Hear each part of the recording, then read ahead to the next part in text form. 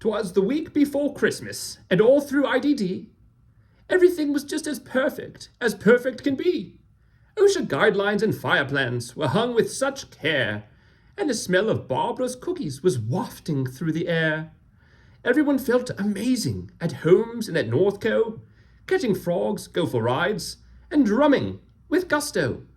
Kayla had her coffee, Tracy was on time, Bill was back with us, and all the gens were feeling fine.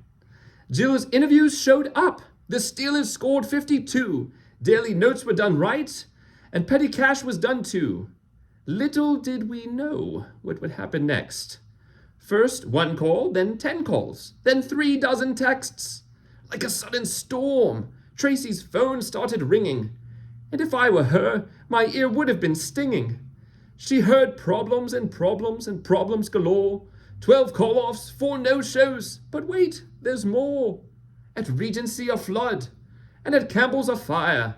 3 new staff walked out who we had just hired.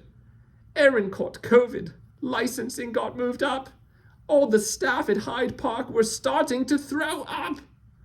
And just when it seemed nothing else could go wrong, the radio played a Backstreet Boys Christmas song. And before that foul jingle was fully completed, Jamie won the lotto. That's 1 more staff depleted. With the news, Leslie fainted. Gina's jaw hit the floor. In the heart of the holidays, would we be forced to close our doors? Yet in the darkest hour, there was no despair. A dogged determination could be felt in the air. And what happened next, to my utter surprise? Like a miracle unfolding before my very eyes. 1 staff stepped up, then a next, and another. Then a lineup of DSPs, one right after the other. I'll explain in a minute, it will not take long.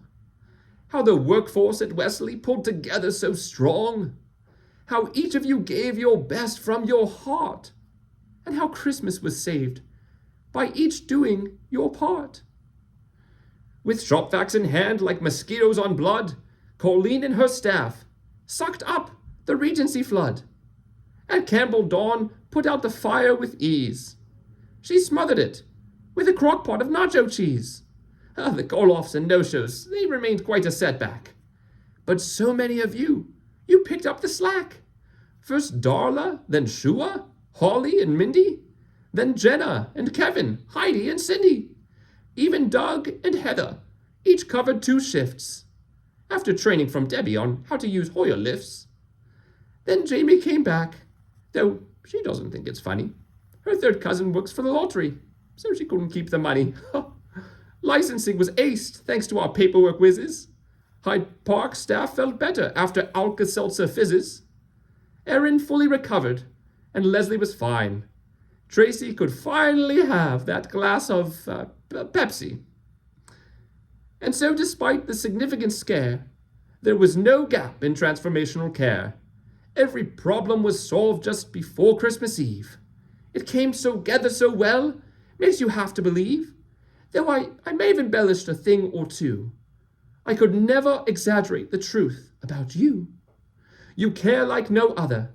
You answer the call. My hat's off to you. Merry Christmas to all.